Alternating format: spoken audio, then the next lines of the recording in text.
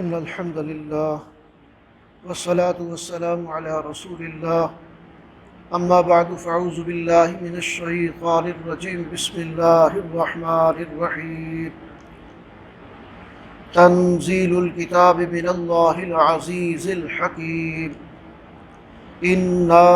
أنزلنا إليك الكتاب بالحق فاعبد الله مخلصا له الدين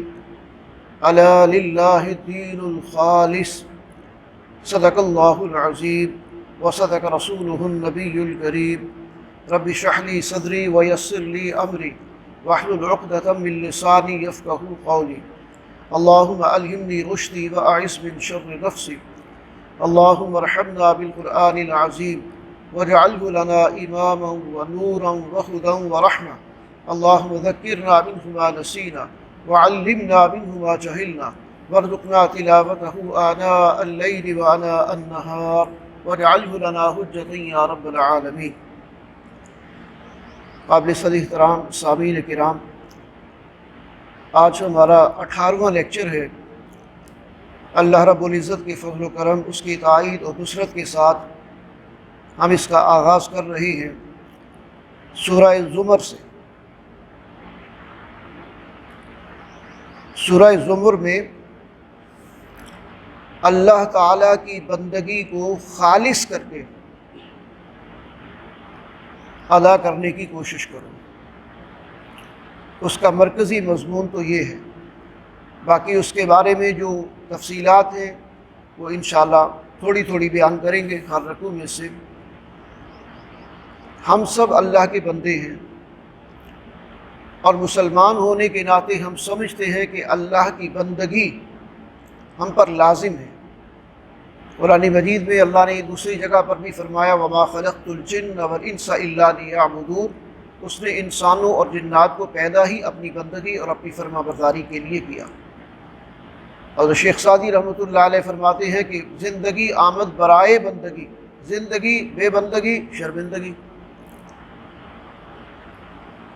لیکن اس میں جو سب سے اہم بات ہے کہ جب بھی اللہ کی بندگی کے حوالے سے بندہ مومن کا ویسے تو کوئی عمل بھی ایسا نہیں ہے کہ جو آزادانہ ہو،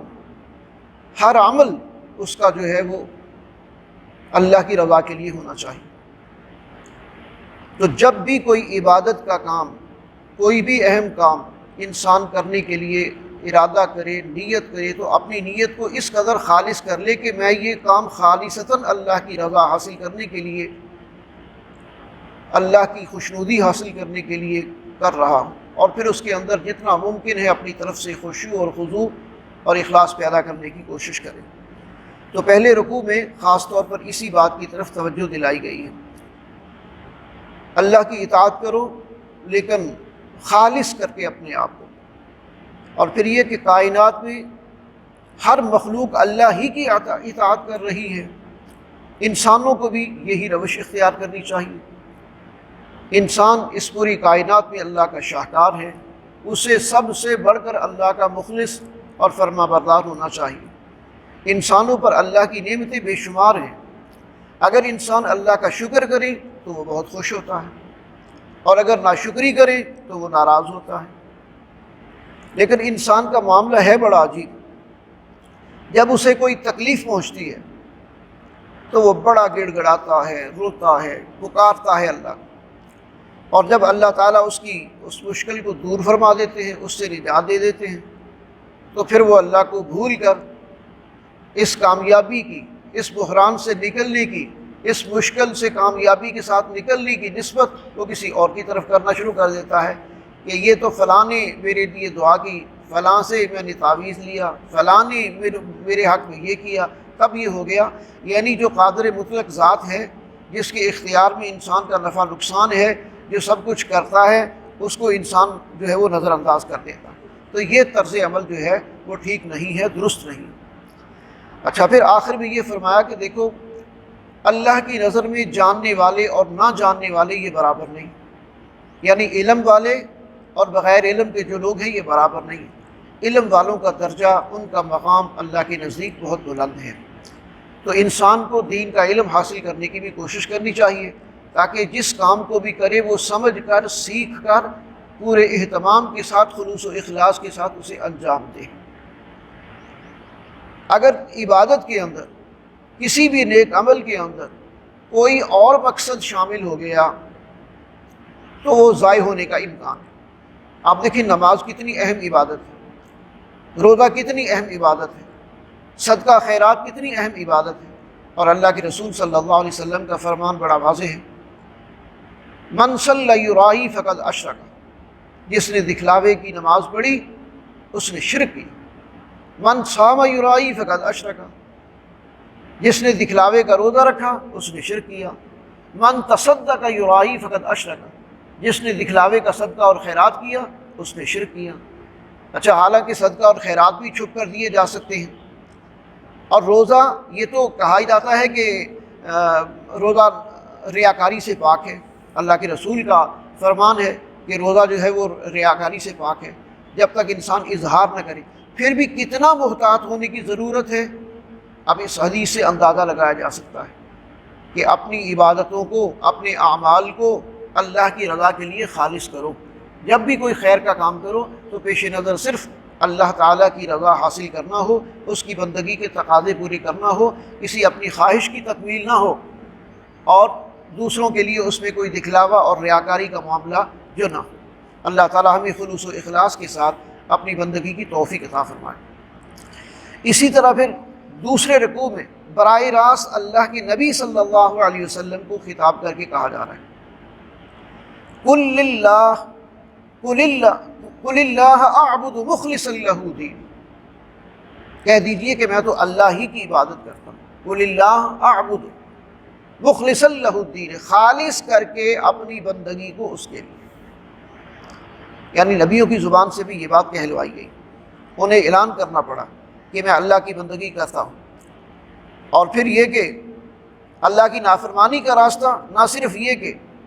کسی بھی عام انسان کو، بلکہ اس کے پیچھے چلنے والوں کو بھی جہنم کی طرف لے کر جاتا ہے۔ اللہ فرماتے ہیں کہ یہ نافرمانی کا جو راستہ ہے تمہیں بھی اور تمہارے گھر والوں کو بھی جہنم کی طرف جو ہے وہ لے جائے گا۔ اس لیے خدا سے ڈرو اور اپنی زندگی کے جملہ معاملات میں اللہ تعالیٰ کی اطاعت حاصل کرو اور اسی کی خوشنودی حاصل کرنے کی کوشش کرو۔ رکوع نمبر 3 میں ایک بڑی خوبصورت بات آ گئی سامنے، فرمایا کہ جس کو اللہ اسلام پر چلنے کی توفیق عطا فرما دیتا ہے نا، یہ اس پر اللہ کا بڑا احسان ہے، اور یہ بھی اللہ کی توفیق سے ملتا ہے، اللہ کی توفیق سے ہوتا ہے۔ افمن شرح اللہ صدرہ للاسلام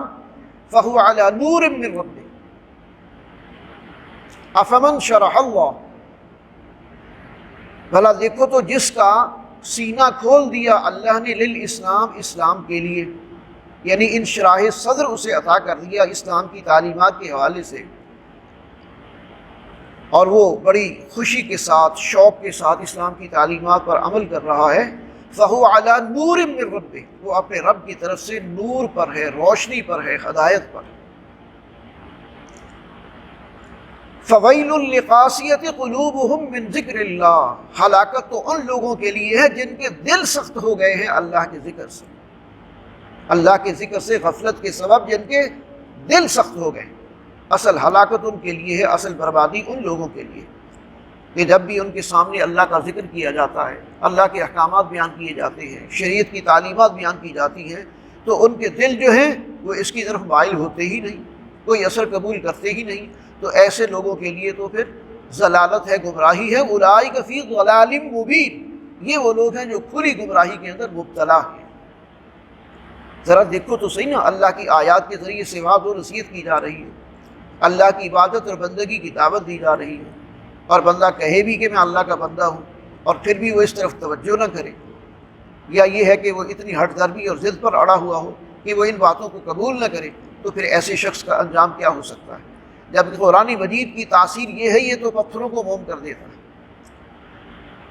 قرآن مجید کی تاثیر، لو انزلنا هذا القرآن على جبل لرأيته خاشعا متصدعا من خشية الله وتلك الأمثال نضربها للناس لعلهم يتفكرون، یہ تو پتھروں کو موم کر دینے والی کتاب ہے، تو تمہارے دل پر اثر کیوں نہیں کرتی؟ اس لیے کہ دل کے اندر خدا خوفی نہیں۔ ایک حدیث میں ہے، اللہ کے رسول صلی اللہ علیہ وسلم نے فرمایا ان هذه القلوب تصلع كما يصلع الحديد اذا صابه الماء قيل يا رسول الله ما جلاؤها قال كثرة ذكر الموت وتلاوة القرآن او كما قال علیہ الصلوۃ والسلام۔ آپ نے فرمایا انسانوں کے دل بھی زنگ آلود ہو جاتے ہیں، جیسے لوہا پانی پڑنے سے زنگ آلود ہو جاتا ہے۔ صحابہ نے پوچھا ما جلاؤ ہے یا رسول اللہ؟ آپ نے فرمایا اللہ کے رسول اس کی جلا کیا ہے، اس کو زنگ کو کیسے دور کیا جا سکتا ہے؟ آپ نے فرمایا کثرت ذکر الموت و تلاوت القرآن، موت کو کثرت سے یاد کیا کرو، اس سے دل نرم پڑتے ہیں۔ و تلاوت القرآن، اور قرآن مجید کی تلاوت کیا کرو باقاعدگی سے، اس سے پھر دل میں نور ایمان پیدا ہوگا۔ لوہے کو اتارنے کے لیے پہلے نرم کرنا پڑتا ہے نا، کوئی چیز اس کے اوپر ڈالیں، کوئی آئل ڈالیں، کوئی مٹی کا تیل، کوئی کیروسین، کوئی چیز، تو جناب وہ نرم ہو جائے، پھر اس کو رگڑ کے اتارتے ہیں۔ دل کو نرم کرنے کے لیے کیا کریں گے؟ دل کے زنگ کو نرم کرنے کے لیے کیا کریں گے؟ موت کو یاد کرو، قبرستان میں جاؤ، موت کو یاد کرو، گرد و نواح میں جو اموات ہو رہی ہیں ان کو یاد کرو، دیکھو اس سے تمہارے دلوں میں نرمی پیدا ہوگی، اور اس کا نتیجہ کیا ہے؟ پھر جب تم تلاوت قرآن مجید کرو گے تو تمہارے دلوں کے اندر نور ایمان پیدا ہوگا۔ تو قرآن مجید نور ہدایت ہے، اور اس کے ذریعے سے دلوں کے اندر نور ایمان پیدا ہوتا ہے۔ آخر میں ایک بڑی خوبصورت مثال دی گئی ہے، جو لوگ بھی معبودان باطل کو پکارتے ہیں اور ان سے امیدیں لگائی بیٹھتے ہیں، ان کو آخر میں حاصل کچھ نہیں ہوگا۔ اور اس کی مثال کیسے ہے؟ مثلا دیکھو، ایک غلام ہے، اس کے کئی مالک ہیں، وہ کبھی سکون میں آ سکتا ہے؟ اور ایک غلام ہے، اس کا ایک ہی مالک ہے، تو وہ تو سکون میں ہوگا نا۔ اس کے مالک نے جو اس کو حکم دیا، ایک ہی مالک ہے، وہ آرام سے اس کو پورا کر لیتا ہے۔ جس نے بہت سارے مالک بنا لیے، جس نے بہت سارے معبود بنا لیے، یا یوں کہہ لیجیے کہ ایک خدا کو یا ایک رب کو یا ایک الہ کو راضی کرنا آسان ہے یا ایک سے زائد کو؟ بالکل اسی طرح کی مثال قرآن مجید میں یہ مثال دی گئی ہے کہ ایک وہ ہے کہ جس کے غلام، جس کے مالک بہت زیادہ، ایک ایسا غلام ہے، وہ اس کی زندگی میں کبھی سکون نہیں آ سکتا اور وہ کبھی کامیاب نہیں ہو سکتا۔ وہ ہر ایک کا حکم تو نہیں مان سکتا نا، انسان کی ایک کیپیسٹی ہوتی ہے، ہر ایک کو راضی نہیں رکھ سکتا۔ لیکن جو ایک کو مانتا ہے، سب کو چھوڑ کر، اس کی زندگی میں سکون اور اطمینان ہوتا ہے، یکسوئی ہوتی ہے۔ وہ ایک مالک کو راضی کرنے کے لیے یکسو ہوتا ہے، اور اسی کی فرما برداری میں وہ اپنے لیے کامیابی محسوس کرتا ہے اور وہ مطمئن ہوتا ہے۔ آگے 24واں پارہ شروع ہو رہا ہے، لیکن ابھی سورہ زمر جو ہے وہ جاری ہے۔ اس کے پہلے رکوع میں بڑی خوبصورت بات، اب بالکل اس کا برعکس، الیس اللہ بکافٍ عبدہ، کیا اللہ اپنے بندوں کے لیے کافی نہیں ہے؟ آخر بندوں کو ضرورت کیا ہے دوسروں کے پاس جانے کی؟ بندے کیوں دوسروں کے دروازے پر جاتے ہیں؟ ان کے ایمان اور یقین میں کمی ہے۔ وہ ایک سجدہ جسے تو گراں سمجھتا ہے، ہزار سجدوں سے دیتا ہے آدمی کو نجات۔ ایک کے دروازے پر تمہیں سجدہ کرنا مشکل نظر آتا ہے، تم دیکھو تو صحیح اس کی برکات کیا ہیں، اس کے ثمرات کیا ہیں۔ یہ ہزاروں سجدوں سے تمہیں نجات دلا دیتا ہے، کبھی اس کے دروازے پہ سجدہ، کبھی اس کے دروازے پہ سجدہ، کبھی اس کے دروازے پہ سجدہ۔ ہمارے ہاں پنجابی میں بھی ایک شعر ہے، کہتے ہیں نا، در دردی در در نالوں ایک دردہ تو ہو جا، یہ ایک دردہ تو ہو جاوے تو کیوں در در در در ہووے۔ کیا اللہ کافی نہیں ہے اپنے بندوں کے لیے؟ اللہ کافی ہے، اس میں کوئی شک نہیں، لیکن بندے ہی اس بات کو جو ہے وہ نظر انداز کر دیتے ہیں۔ بندے کا ایمان اور یقین تو اس سطح کا ہونا چاہیے کہ پوری دنیا بھی اس کے مخالف ہو جائے تو کچھ نہیں اس کا بگاڑ سکتی، اگر اس کا رب اس کے ساتھ ہے۔ اور اگر پوری دنیا اس کو کوئی نفع پہنچانا چاہے، نہیں پہنچا سکتی اگر اللہ نہ چاہے۔ پوری دنیا اسے نقصان پہنچانا چاہے، نہیں پہنچا سکتی اگر اللہ نہ چاہے۔ مولانا محمد علی جوہر نے ایک اپنے شعر میں بہت خوبصورت انداز میں کہا نا، کیا ڈر ہے جو ہے ساری خدائی بھی مخالف، کافی ہے اگر ایک خدا میرے لیے، میرا ایک خدا میرے لیے کافی ہے۔ ساری خدائی، ساری مخلوقات، ساری طاقتیں میرے مخالف بھی ہو جائیں تو مجھے ان کی کوئی پرواہ نہیں۔ رکوع نمبر 5 کے اندر شفاعت کا جو تصور ہے اس کو بالکل کلیئر کر دیا گیا اور ایک جملے کے اندر خلاصہ بیان کر دیا گیا، قل للہ الشفاعۃ جمیعا۔ اے نبی صلی اللہ علیہ وسلم لوگوں کو بتا دیں کیٹاگوریکلی، سفارش جو ہے ساری کی ساری وہ اللہ ہی کے اختیار میں، اللہ جسے اجازت دیں گے اپنے نیک بندے کو کہ وہ سفارش کرے وہی سفارش کر سکے گا، جس کے حق میں اجازت دیں گے کہ اس کے حق میں سفارش کر سکتے اسی کے حق میں کر سکے۔ یہ جو ہمارے ہاں ایک تصور ہے کہ ہر کسی کو اختیار ہوگا اور وہ جس کی چاہے گا سفارش کر دے گا، یہ غلط تصور ہے۔ قل للہ الشفاعۃ جمیعا، اللہ ہی کے اختیار میں، اور دنیا میں جن کو سہارے سمجھتے رہے کل قیامت کے دن وہ بیکار عبث کسی کام نہیں آئیں گے، اور انسان چاہے گا کہ آج اس سے سب کچھ لے لیا جائے اور اسے چھوڑ دیا جائے، لیکن اس دن تو کچھ بھی قبول نہیں کیا جائے گا، اس دن تو اعمال نامے کی بنیاد پر فیصلے ہوں۔ ہاں، امید کی ایک کرن ہے، اور یہ اللہ نے خود امید دلائی ہے،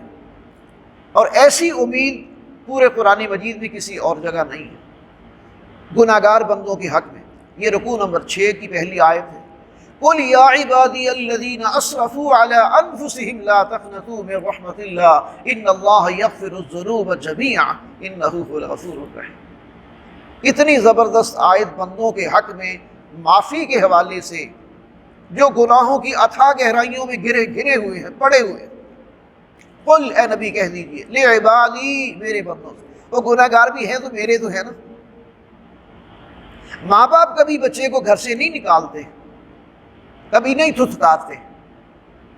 اور ماں باپ سے بڑھ کر اللہ کو کتنی محبت ہے اپنی مخلوق سے۔ بچے بسا اوقات خود اپنے غلط رویے کی وجہ سے گھر کو چھوڑنا سمجھتے ہیں کہ ہمارے لیے اس میں کوئی شاید خیر ہے، ایسا نہیں ہے، وہ بھی غلطی پر ہوتے ہیں۔ ماں کبھی کسی بچے کو اپنے گھر سے نہیں نکالتی، اگر والد کو اس طرح کا سخت فیصلہ کرتا بھی ہے تو وہ آڑے آنے کی کوشش کرتی ہے، اور اللہ کو کتنی محبت ہے اپنے گناہگار بندوں سے۔ لا تقنطوا من رحمت اللہ، قل، کہہ دیجئے اے نبی صلی اللہ علیہ وسلم، بتا دیجئے میرے بندوں کو، لعبادی، یا عبادی الذین اسرفوا، اے میرے وہ بندوں جنہوں نے اسراف کیا، جو حد سے بڑھ گئے، جنہوں نے تجاوز کیا، نافرمانیوں میں، گناہ میں حد سے بڑھ گئے۔ لا تقنطوا من رحمت اللہ، اللہ کی رحمت سے مایوس نہ ہو جاؤ۔ ان اللہ یغفر الذنوب جمیعا، اللہ سارے گناہ معاف کرنے کو تیار ہے، اور وہ کر سکتا ہے، اس کی قدرت ہے، اس کا اختیار ہے، وہ غفور الرحیم ہے۔ ہاں، تمہیں کیا کرنا ہے؟ وَأَنِيبُوا إِلَىٰ رَبِّكُمْ وَأَسْلِمُوا لَهُ، اس کی طرف رجوع کرو،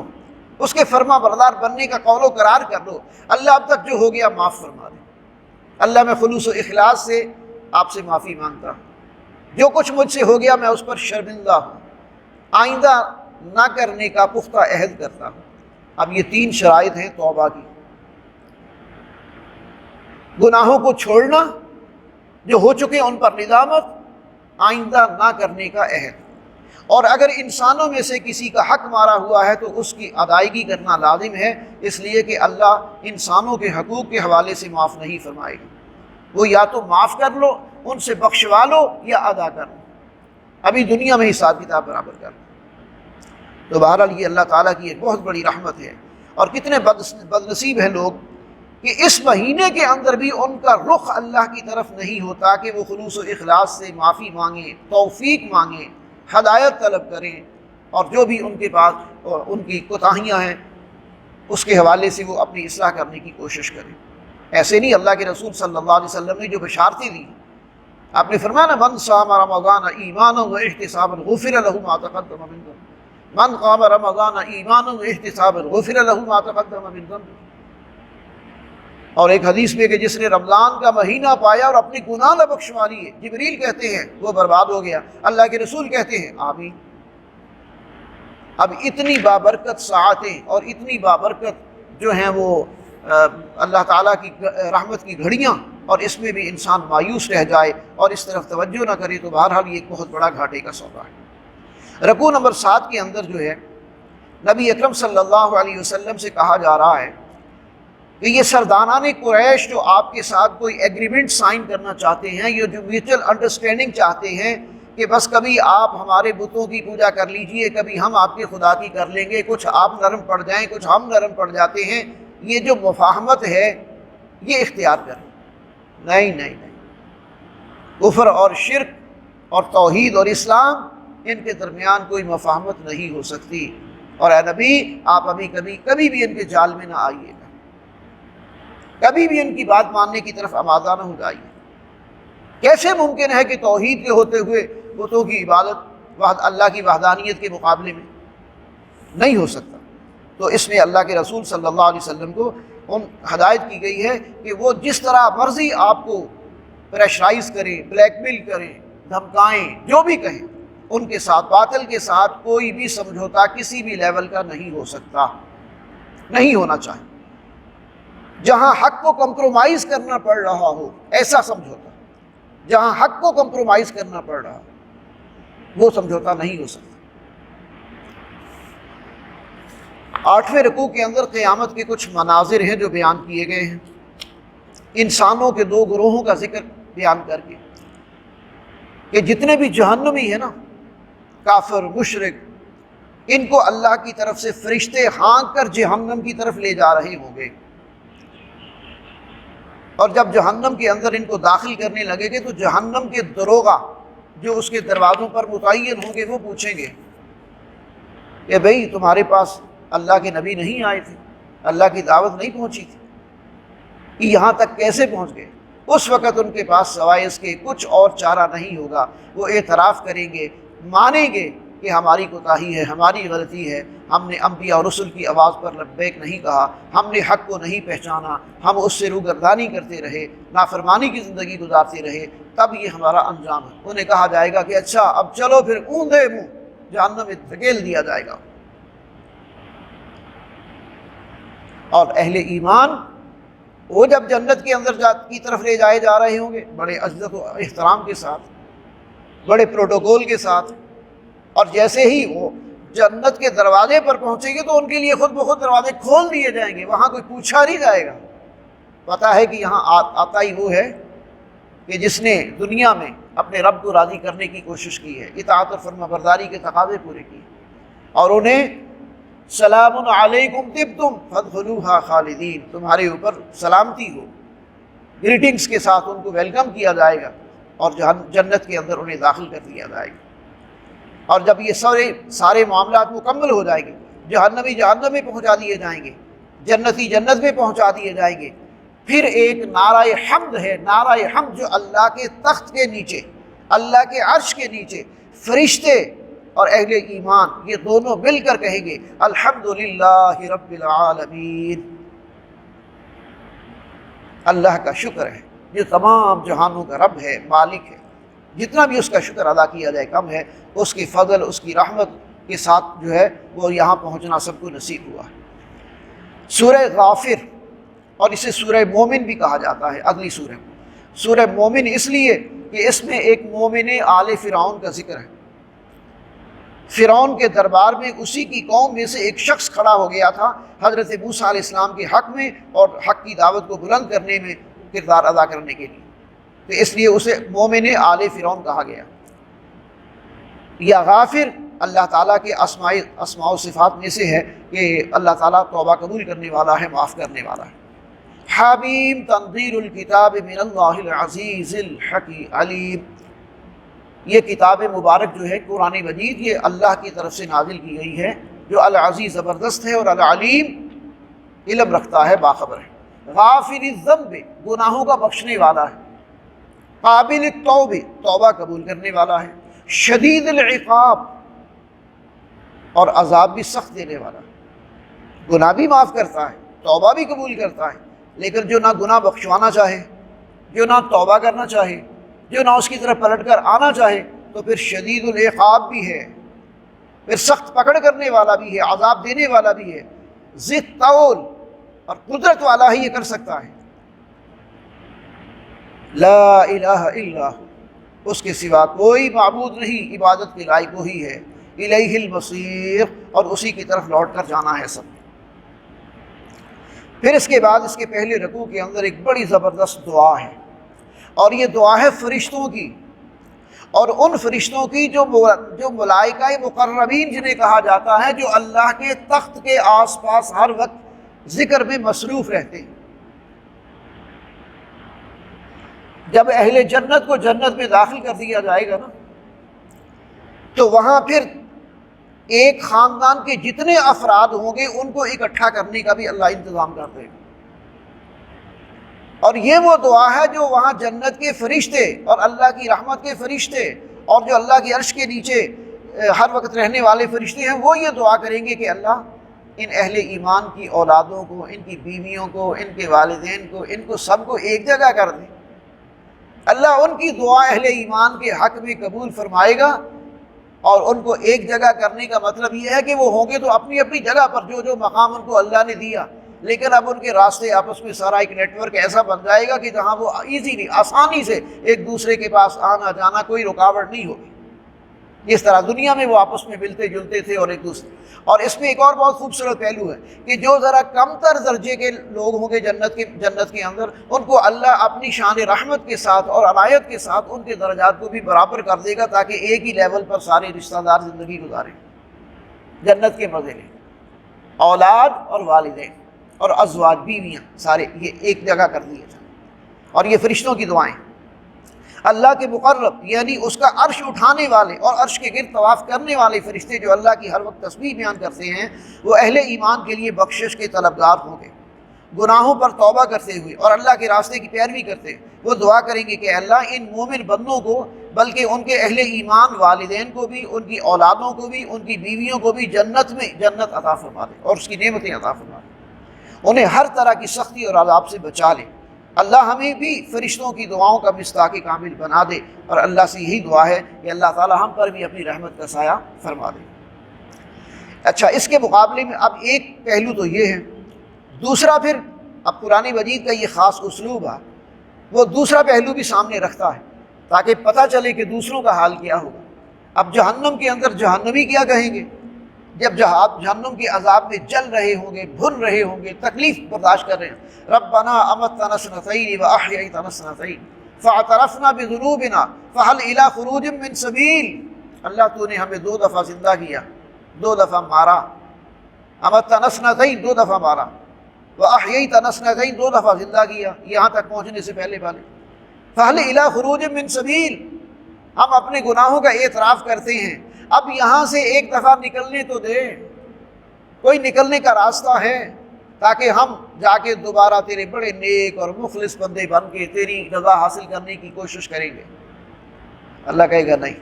اب یہ سارے مواقع ختم ہو گئے اور تم خود ہی ختم کر کے آئے نا۔ دنیا سے چلے جانے کے بعد عمل کمانے کا کوئی موقع نہیں ہے، سوائے اس کے کہ پیچھے نیک اولاد اگر چھوڑ کے گیا ہے تو وہ اس کے لیے صدقہ جاریہ بن سکتی ہے، یا ایسا علم چھوڑ کے گیا ہے جس سے لوگ فائدہ اٹھا رہے ہیں، وہ اس کے لیے صدقہ جاریہ ہے، یا اپنی زندگی سے اپنے ہاتھوں کوئی ایسا کام کروا گیا ہے جو اس کے لیے صدقہ جاریہ بن سکتا ہے، اس کا فائدہ، ورنہ اپنا عمل تو اس کا ختم ہو گیا۔ ان قطع عملہ، انسان مرتا ہے تو اس کے اعمال کا سلسلہ ختم ہو جاتا ہے۔ تو اللہ رب العزت سے دعا ہے کہ اللہ تعالیٰ ایسی کیفیات سے بچائے جو ہے وہ جہنمیوں پر وارد ہونے والی ہے۔ اللہ اپنی رحمت کا معاملہ فرمائے اور ہمیں وہ عمل کرنے کی توفیق عطا فرمائے جس میں اللہ کی رضا ہے۔ رکوع نمبر 3 کے اندر جو ہے وہ حضرت موسیٰ اور حضرت ہارون کو، حضرت موسیٰ کو اور حضرت ہارون کو فرعون، حامان اور قارون کی طرف اللہ نے بھیجا تھا۔ ان ظالموں نے معجزات کو جادو قرار دے دیا اور سرکشی کی انتہا کی، اور بنی اسرائیل کے ہاں پیدا ہونے والے ہر بچے کو قتل کرنے لگے، اور یہ انتہائی ظالمانہ فیصلہ تھا۔ فرعون نے اپنے سرداروں کے سامنے اس خدشہ کا اظہار کیا کہ اگر موسیٰ کو مہلت دی گئی تو وہ ہمارے نظام کو نیست و نابود کر دے گا، لہذا اسے بھی قتل کیا جائے۔ اور جب موسیٰ علیہ السلام کو اس نے قتل کرنے کا ارادہ کیا تو موسیٰ علیہ السلام کو پتہ چلا تو انہوں نے پھر اللہ سے مدد مانگی، اللہ کی مدد آئی اور پھر یہ سب ہلاک اور برباد ہوئے۔ اور اللہ نے ان کو برباد کیسے کیا؟ موسیٰ علیہ السلام کی نگاہوں کے سامنے، آنکھوں کے سامنے فرعون اور اس کا پورا لاؤ لشکر، اور جو حامان تھا وہ بھی حضرت موسیٰ علیہ السلام کی نگاہوں کے سامنے زمین کے اندر دھنسا دیا گیا۔ اب وہ شخص کہ جس کے نام سے سورہ مومن آل فرعون،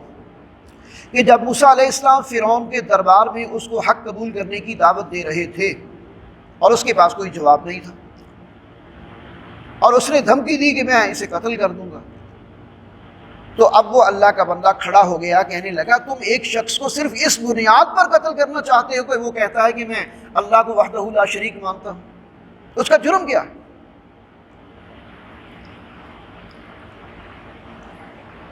مرد مومن نے فرعون کے خلاف کلمہ حق کہہ کر ایمان افروز جہاد کیا۔ اس نے کہا کہ کیا تم ایک ایسے انسان کو شہید کرنا چاہتے ہو، قتل کرنا چاہتے ہو جو کہتا ہے کہ میرا رب اللہ ہے؟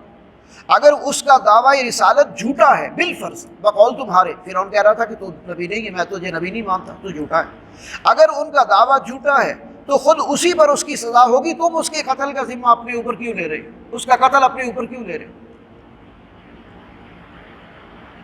اور اگر وہ اللہ کے رسول ہے تو اس کی بات کو جھٹلانے کا وبال ہمارے اوپر آ کر رہے گا، ہم جو اس کو جھٹلا رہے ہیں، اس کی دعوت کا انکار کر رہے ہیں، تو پھر اللہ کی طرف سے عذاب آ کر رہے گا، جیسا کہ قوم نوح پر عذاب آیا، جیسا کہ قوم عاد پر عذاب آیا، جیسا کہ قوم ثمود پر عذاب آیا، اسی طرح دیگر جو بھی قومیں تھیں ان پر عذاب آیا۔ فرعون نے مومن آل فرعون کے ایمان افروز بیان سے توجہ کو ہٹانے کے لیے، اب یہ بھی جو بھی صاحب اقتدار لوگ ہوتے ہیں نا، وہ مختلف پھر چالیں چلتے ہیں۔ اس نے کہا کہ یہ پورے دربار کے اندر چھا گیا، اپنا پیغام اور اپنی بات موسیٰ علیہ السلام کے حق میں کر کے اس نے فوراً توجہ بدلنے کے لیے لوگوں کی اپنے وزیر خزانہ حامان کو کہتا ہے کہ ذرا میرے لیے ایک محل بناؤ اور اونچا بناؤ، اونچی بلڈنگ، تاکہ میں اس پر چڑھ کے دیکھوں کہ یہ موسیٰ جس خدا کی طرف دعوت دے رہا وہ ہے کہاں۔ یا حامان ابن لی صرحا لعلی ابلغ الاسباب،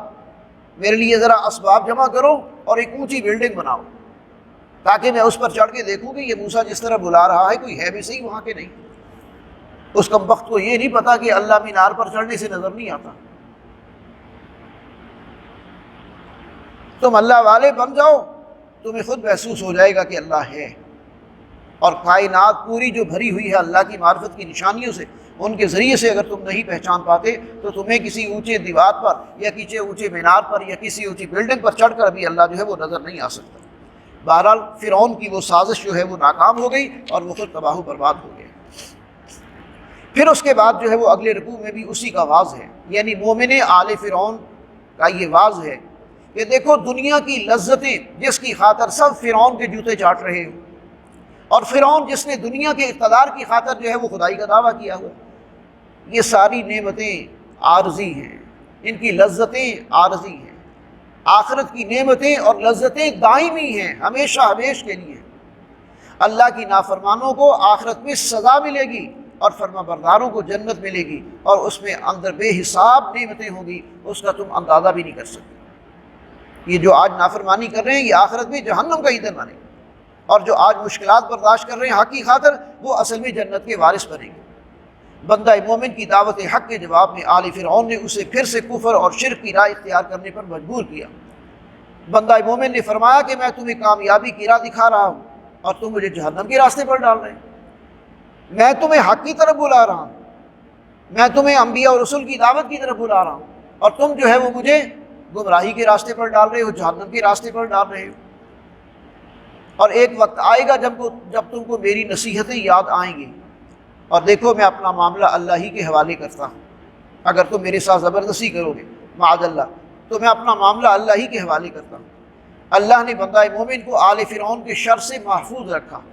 اور آل فرعون کو ہلاکت سے دوچار کیا۔ انہیں ہلاکت کے بعد صبح و شام آگ کے سامنے پیش کیا جاتا ہے۔ قوم فرعون کی قوم کو صبح و شام آگ پر پیش کیا جاتا ہے، جہنم ہی ہے نا۔ جس آدمی کے بارے میں اللہ کا فیصلہ جہنم کا ہے، اس کی قبر بھی جہنم کا ٹکڑا بنتی ہے۔ اللہ کے رسول نے فرمایا نا کہ قبر جنت کے باغوں میں سے ایک باغ ہے یا جہنم کے گڑھوں میں سے ایک گڑھا۔ جو کفار اور مشرکین ہیں ان پر جہنم بھی صبح و شام پیش کی جاتی ہے کہ تمہارا ٹھکانہ یہ ہے، بالآخر جو ہے وہ تم اس کے اندر ڈالے جاؤ۔ آج وقت ہے ہر کسی کے پاس توبہ کر لینے کا، اپنی اصلاح کر لینے کا، حق کو پہچان لینے کا اور اسے قبول کر کے اس کی اطاعت اور فرما برداری اختیار کی جائے۔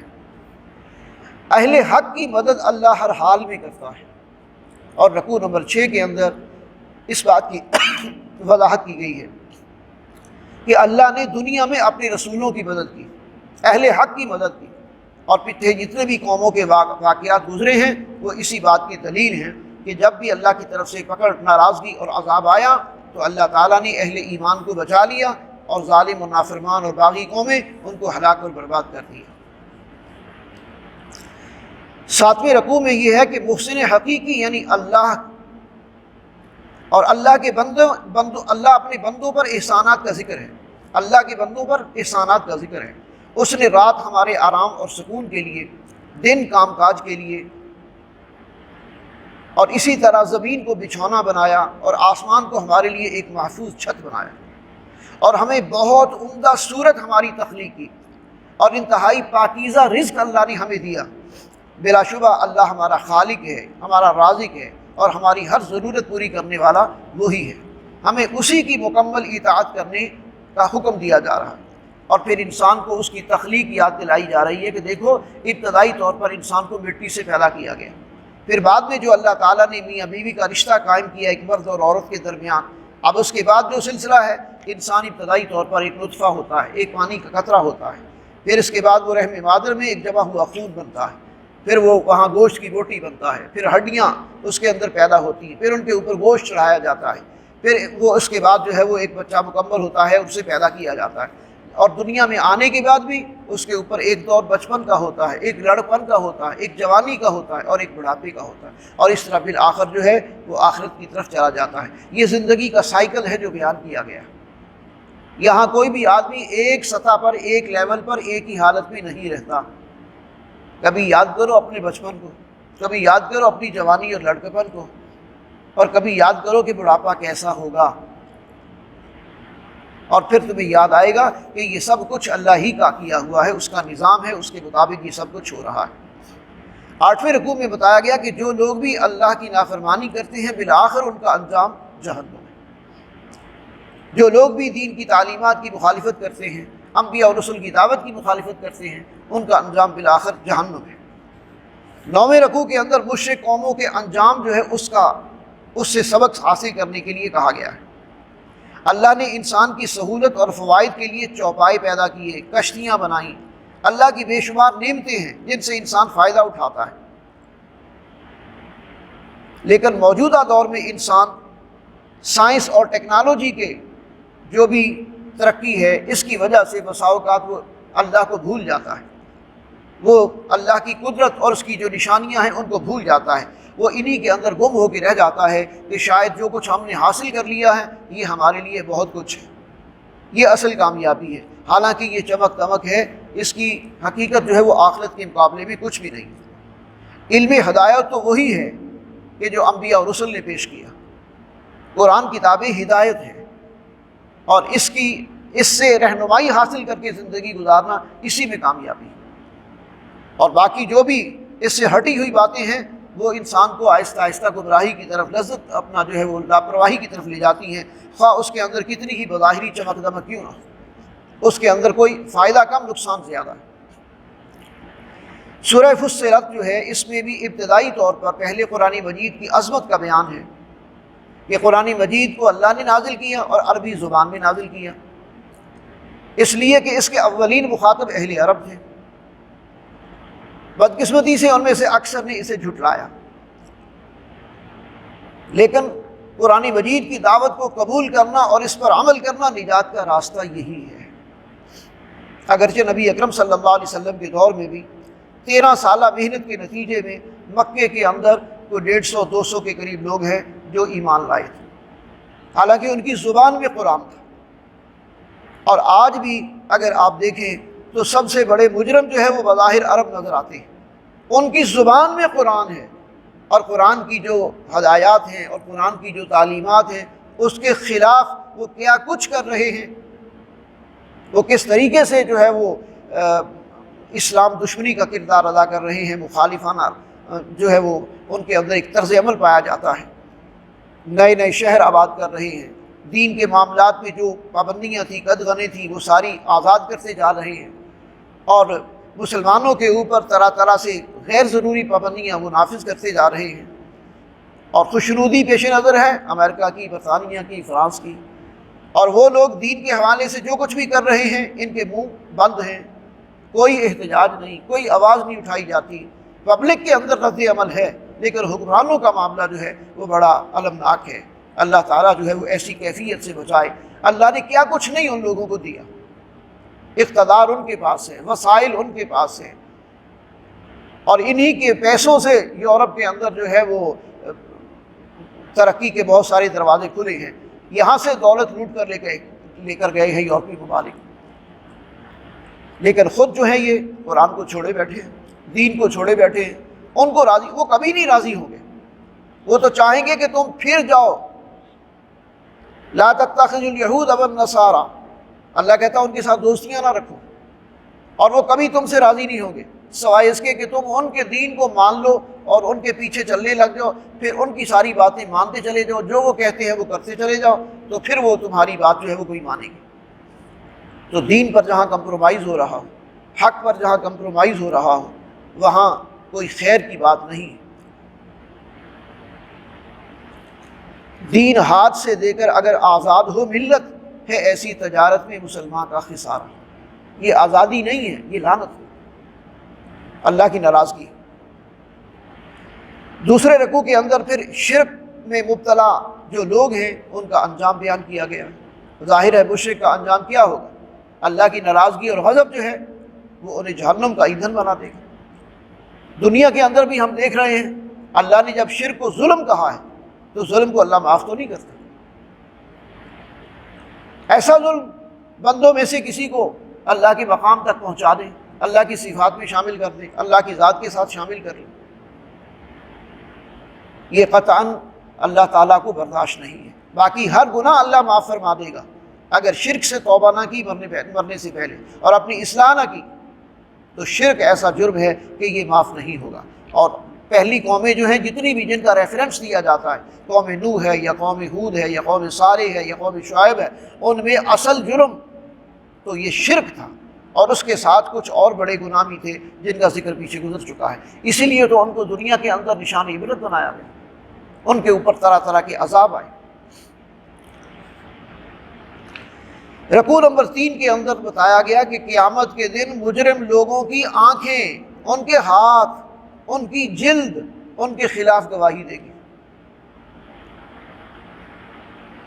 جناب آنکھیں، اس کی آنکھیں اس کے خلاف گواہی دے گی، اس کے ہاتھ اس کے خلاف گواہی دے گی، اس کے کان اس کے خلاف گواہی دے گی، اس کی کھال اس کے خلاف گواہی دے گی۔ صحابہ نے تعجب سے پوچھا اللہ کے رسول کیا یہ بولیں گی ہمارے خلاف؟ کیسے؟ آپ نے فرمایا جو رب زبان کیا ہے، یہ بھی تو گوشت کا ایک لوتھڑا ہے نا، گوشت کی ایک بوٹی ہے نا، جو رب اس کے اندر قوت گویائی پیدا کر سکتا ہے، اسے بولنے کی صلاحیت پیدا کر سکتا ہے، وہ جسم کے جس حصے سے چاہے کلام کروا لے، بنوا دے، وہ قادر ہے۔ تو ذرا سوچو اپنے ہاتھوں سے تم کیا کرتے ہو، اپنی آنکھوں سے تم کیا دیکھتے ہو، اپنی زبان سے تم کیا بولتے ہو۔ وَنَخْتِمُ عَلَىٰ أَفْوَاهِهِمْ وَتُكَلِّمُنَا أَيْدِيهِمْ وَتَشْهَدُ أَرْجُلُهُمْ، ان کے ہاتھ گواہی دیں گے، ان کی ٹانگیں گواہی دیں گی، ان کے منہ ہم بند کر دیں گے، زبان کو بند کر دیں گے، ان کے ہاتھوں سے گواہی دیں گے، ان کی ٹانگوں سے گواہی لیں گے۔ نَخْتِمُ عَلَىٰ أَفْوَاهِهِمْ وَتُكَلِّمُنَا أَيْدِيهِمْ وَتَشْهَدُ أَرْجُلُهُمْ، ٹانگیں گواہی دیں گے۔ انسانی اعضاء انسان کے خلاف گواہی دیں گے، اور یہ سب کچھ ہونے والا ہے۔ انسان کو احساس نہیں ہے کتنی تیزی سے وقت گزرتا چلا جا رہا ہے۔ کتنے لوگ ہیں جو پچھلے رمضان میں ہمارے ساتھ تھے یا دنیا میں زندہ تھے اور گرد و نواح میں ہمارے زندگی کے مزے لوٹ رہے تھے، اور کسی کو یاد بھی نہیں تھا، گمان بھی نہیں تھا کہ آئندہ رمضان ہمیں نصیب نہیں ہوگا۔ یہ تو اللہ کا خاص فضل اور کرم ہے کہ اس نے ہمیں مہلت دی، یہ رمضان ہماری زندگی میں آ گیا۔ اللہ ہماری توبہ قبول فرما لے، ہمیں اپنی اصلاح کی توفیق دے دے، اور اس رمضان کو ہمارے لیے خیر و برکت کا ذریعہ بنا دے۔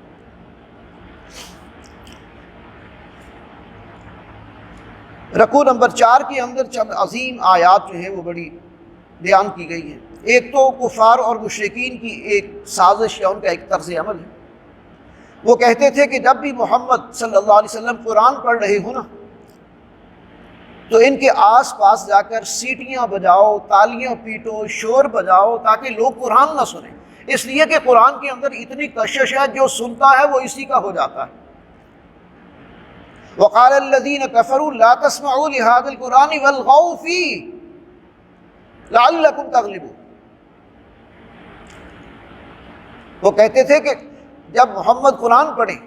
تو تم ان کے آس پاس جا کے سیٹیاں بجاؤ، تالیاں پیٹو، شور کرو تاکہ لوگ قرآن نہ سنیں۔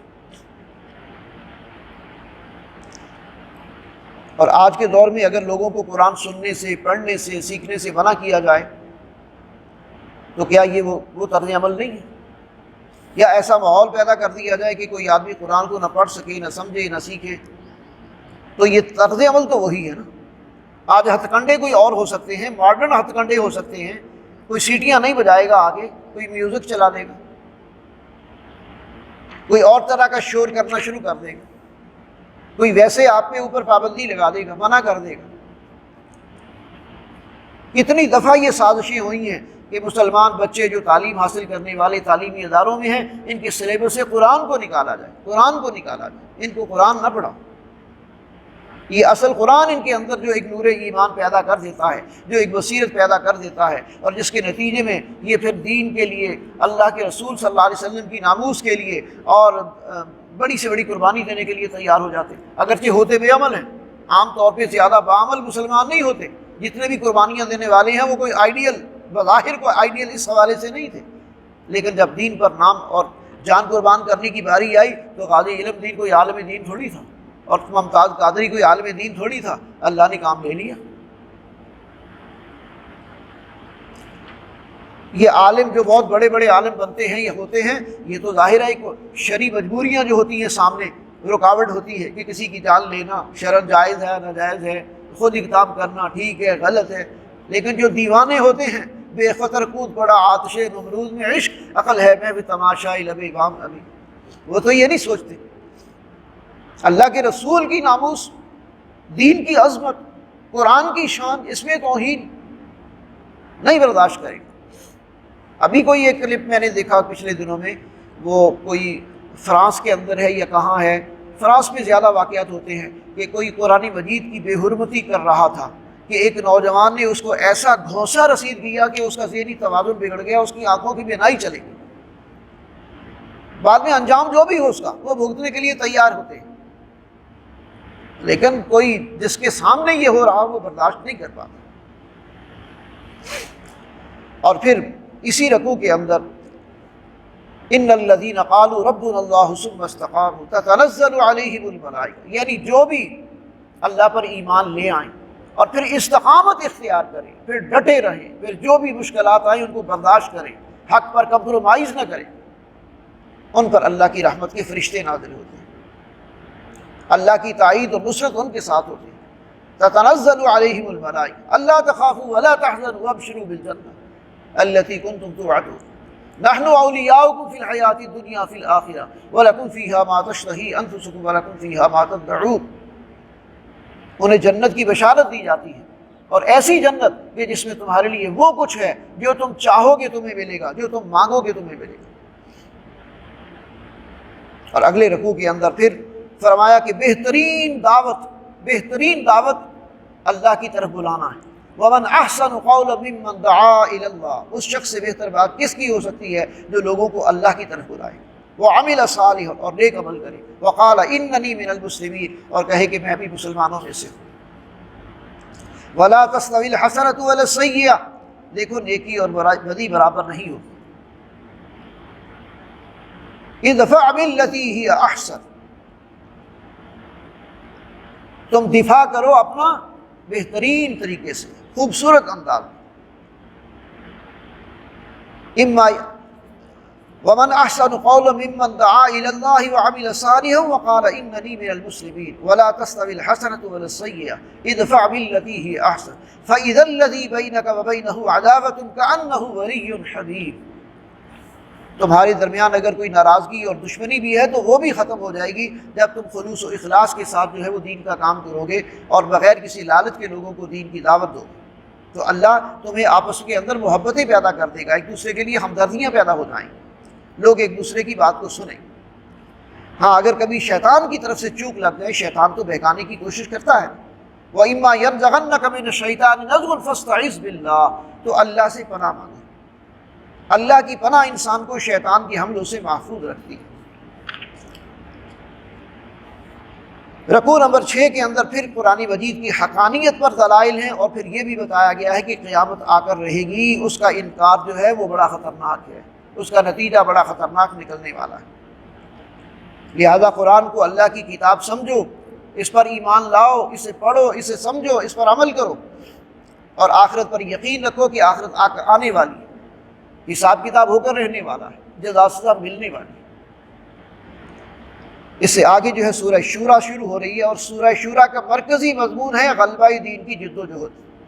اللہ کے دین کو غالب کرنے کے لیے جو جد و جہد کوشش کی جاتی ہے، جو محنت کی جاتی ہے، جو اللہ کے دین کو قائم و نافذ کرنے کے لیے جو کوشش کی جاتی ہے، وہ اس کا مرکزی مضمون ہے کہ شرک اللہ کو اتنا ناپسند۔ اللہ کے دین کو غالب کرنے کے لیے سب سے بنیادی اور اہم ترین چیز کیا ہے؟ توحید پر مبنی نظام قائم ہو اور شرک کی جڑ کاٹی جائے۔ توحید پر مبنی نظام اللہ کا دیا ہوا نظام۔ سب سے پہلے تو اس بات پر اتفاق کرو نا کہ اللہ وحدہ لا شریک ہے، اور اصل سپریم اتھارٹی وہی ہے، اور قانون اسی کی طرف سے جو دیا گیا ہے وہی ہمارے لیے قانون ہے، اور اس قانون کو اگر آپ نافذ کرنے کا فیصلہ کرتے ہو تو یہی اللہ کا دین ہے، یہی اللہ کا قانون ہے، یہی اللہ کا نظام ہے۔ تو بات تو شروع ہوتی ہے توحید سے، ایک نقطہ سے، اور شرک اس کے مقابلے میں وہ تو اتنا خطرناک چیز ہے کہ قریب ہے کہ آسمان پھٹ پڑے یا زمین ٹکڑے ہو جائے، اتنا ناپسندیدہ عمل ہے۔ لہذا جو بھی دین کا کام کرنے والے، دین کے غلبے کی کوشش کرنے والے، انہیں سب سے پہلے اس بات کو فوکس کرنا ہے کہ توحید پر مبنی نظام، اس کو قائم اور غالب کرنے کی کوشش کرنی ہے۔ یعنی ہر جگہ اللہ کی حکمرانی، اللہ کی فرما روائی نظر آنی چاہیے، اللہ کی بڑائی نظر آنی چاہیے۔ صرف نعرہ لگا دینے سے اللہ اکبر، اللہ بڑا ہے، اللہ بڑا نہیں ہو جاتا۔ یہ تو ایک تسبیح ہے، آپ صبح و شام پڑھتے ہیں۔ آپ کے گھر میں کون بڑا ہے؟ اللہ اکبر، اللہ بڑا ہے یا آپ بڑے ہیں؟ آپ نے کبھی اس بات کو جو ہے وہ اس کا انالیسس کیا، انالائز کیا کہ گھر میں آپ کبھی یہ سوچ کر اس طرح حکم دیتے ہیں کہ بھئی میرا کوئی حکم اس طرح نہیں ہونا چاہیے کہ وہ اللہ کے حکم کے خلاف جاتا ہو؟ آفس میں آپ اپنی مرضی کرتے ہیں، یا یہ ہے کہ آپ اس بات کی روشنی میں حکم دیتے ہیں کہ میرے کہیں اللہ کی نافرمانی نہ ہو جائے؟ خود خدا بن کر تو نہیں بیٹھے ہو۔ بازار کے اندر، مارکیٹ کے اندر، ہر جگہ اللہ کی فرما روائی، اللہ کی حکمرانی عملاً نظر آنی چاہیے کہ واقعتاً اللہ ہر جگہ بڑا ہے، اسی کا حکم چل رہا ہے۔ اور آگے اقامت دین کے حوالے سے رکوع نمبر 2 کے اندر جو ہے بتایا گیا کہ اللہ تعالیٰ نے یہ مشن تمام انبیاء اور رسول کو سونپا۔ ہر نبی نے اپنے دور میں اللہ کا کلمہ بلند کرنے کی تو کوشش کی ہے، اللہ کے دین کو نافذ کرنے کی کوشش کی ہے۔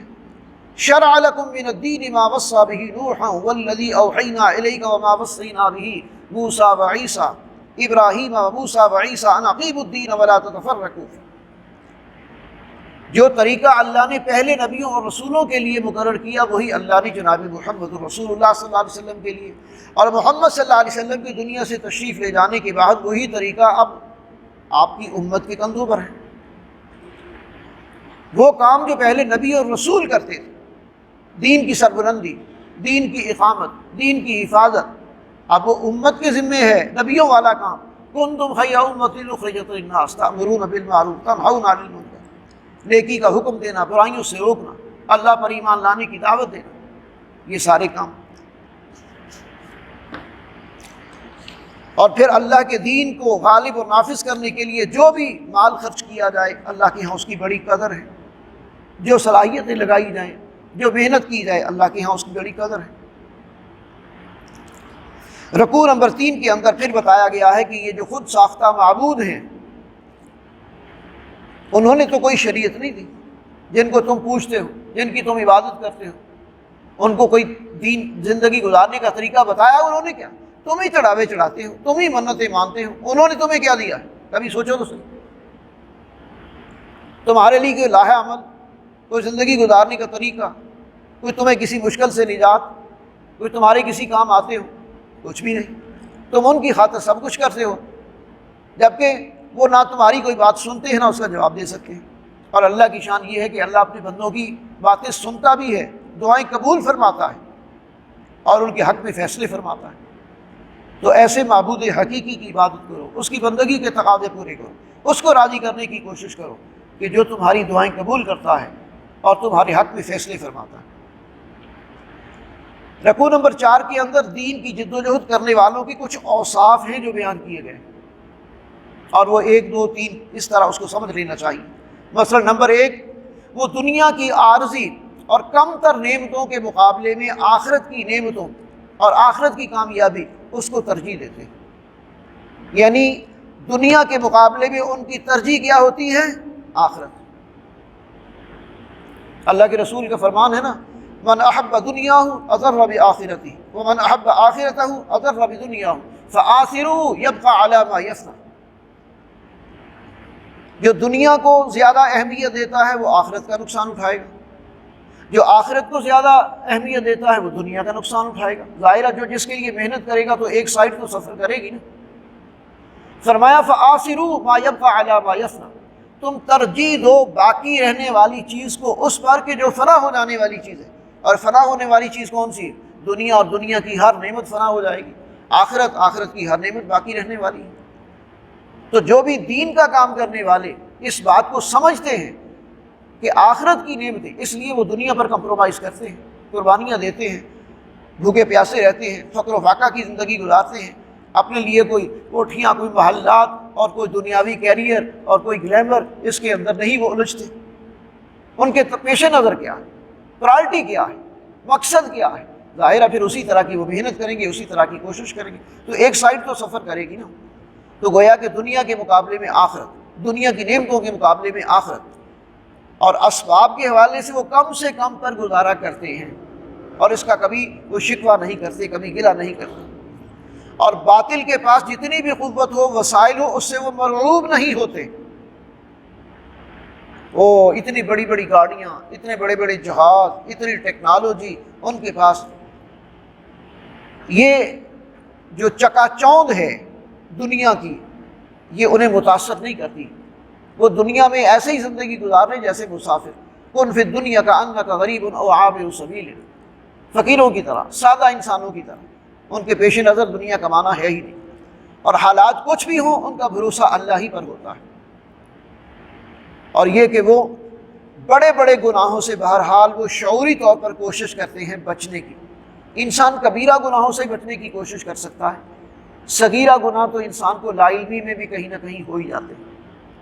انسان کے بس میں جو کچھ ہے کبیرہ گناہوں سے بچنا، اور صغیرہ گناہوں کے بارے میں پھر بشارت بھی ہے کہ انسان مسجد کی طرف آتا ہے تو ہر قدم پر اس کا ایک گناہ معاف ہو جاتا ہے، وضو کرتا ہے تو اس کے بے شمار گناہ دھل جاتے ہیں، ہاتھ دھوتا ہے تو اس کے گناہ دھل جاتے ہیں، چہرہ دھوتا ہے تو اس کے گناہ دھل جاتے ہیں۔ اللہ کے رسول نے فرمایا اگر کسی شخص کے گھر کے سامنے کوئی ایک نہر بہہ رہی ہو اور وہ دن میں 5 دفعہ اس میں غسل کرے تو کیا اس کے جسم پر کوئی میل کچیل رہے گا؟ صحابہ نے کہا نہیں۔ آپ نے فرمایا اسی طرح جو 5 وقت کی نماز پڑھتا ہے وہ اس طرح گناہوں سے پاک ہو جاتا ہے جس طرح دن میں کسی نے 5 دفعہ غسل کر لیا۔ بہرحال کبیرہ گناہ تو توبہ سے ہی معاف ہوتے ہیں، اور صغیرہ گناہ یہ ان الحسنات یذہبن السیئات، یہ نیکیاں بھی گناہوں کو لے جاتی ہیں، ان کو ختم کر دیتی ہیں، ان کے اثرات کو مٹا دیتی ہیں۔ اور پھر یہ کہ وہ اللہ کے نیک بندے غصے میں اپنے آپ پر قابو پاتے ہیں اور غصے کی حالت میں کوئی اقدام نہیں کرتے۔ پھر یہ فرمایا گیا کہ وہ اللہ سے لو لگانے کے لیے نماز قائم کرتے ہیں، اور وہ اپنے باہم مشورے، جو بھی کام دین کے حوالے سے کرنا ہو، دنیا کے حوالے سے کرنا، ان کا ہر کام باہم مشورے سے طے پڑتا ہے، اور وہ اللہ کی خوشنودی حاصل کرنے کے لیے اپنے نفوس کا تزکیہ بھی کرتے ہیں۔ اور اگر کوئی ان سے زیادتی کرتا ہے تو ایسا نہیں ہے کہ وہ بدلہ نہیں لیتے، وہ بدلہ بھی لیتے ہیں۔ بدلہ نہ لینا اس کا مطلب یہ ہے کہ آپ ان کی زیادتیوں پر کمپرومائز کرتے چلے جائیں۔ بدلہ دیکھیں، ایک ہوتا ہے کسی نے ایک آدھ دفعہ کوئی زیادتی کی، آپ نے درگزر کر دیا۔ اگر کوئی بار بار زیادتی کرتا ہے تو اس سے بدلہ لینا ضروری ہوتا ہے تاکہ اس کو سبق سکھایا جائے، اس کے ہاتھ روکے جائیں، تو اس کو دوبارہ جرأت نہ ہو کسی کو نقصان پہنچانے کی۔ اور آخری رکوع اور آخری، اب اس پوری صورت کے اندر جو ایک بات مشترک نظر آتی ہے وہ ہے اللہ کی پکار پر لبیک کہو، اللہ کی دعوت پر لبیک کہو۔ اب اللہ کے نبیوں کی اور رسولوں کی دعوت پر لبیک کہو، اور اللہ کا جو پیغام ہے اور اللہ کا جو دین ہے اس کو نافذ اور قائم کرنے کی کوشش کرو۔ اور اسی رکوع کے اندر ہے کہ اللہ تعالیٰ جو ہے وہ اپنی رحمت سے کسی کو چاہے بیٹا دے، کسی کو چاہے بیٹی دے، کسی کو چاہے جڑواں دے، دو دے، اور کسی کو چاہے بانجھ بنا دے، اس کے اختیار میں سب کچھ۔ اور وحی کے حوالے سے بھی کہ اللہ تعالیٰ جو ہے وہ وحی اپنے بندوں پر نازل فرماتا ہے تو اس کی 3 شکلیں ہوتی ہیں۔ ایک تو یہ ہے کہ دل میں کوئی بات ڈال دینا، فرشتے نے دل میں بات ڈال دی۔ دوسرا یہ ہے کہ پردے کے پیچھے سے بات کرنا۔ تیسرا یہ ہے کہ فرشتہ انسانی شکل میں سامنے آ کر جو ہے وہ اللہ کا کلام پہنچاتا رہا ہے نبی اکرم صلی اللہ علیہ وسلم تک اور نبیوں تک۔ تو یہ 3 شکلیں تھیں وحی، یہ بھی یہاں بیان کی گئی۔ وحی کو اللہ نے ہمیشہ محفوظ رکھا ہے اور انبیاء تک پہنچایا ہے حفاظت کے ساتھ، اور پھر انبیاء اسی پیغام کو لے کر جو ہے وہ آگے ملکوں پھرے ہیں، اپنی قوم کے سامنے گئے ہیں، تمام انسانوں کے سامنے جو بھی جہاں تک جا سکتے تھے گئے ہیں، اور انہوں نے حق کو قائم کرنے اور غالب کرنے کی کوشش کی ہے۔ اللہ رب العزت سے دعا ہے کہ اللہ تبارک و تعالی مجھے بھی اور آپ حضرات کو بھی دین کو سمجھنے اور اس کے جو بھی تقاضے ہیں ان کو پورا کرنے کی توفیق عطا فرمائے، اور جو بھی ہمارے اندر کوتاہیاں پائی جاتی ہیں اللہ تعالیٰ اصلاح کی توفیق دے۔ وآخر دعواہم الحمد للہ رب العالمین۔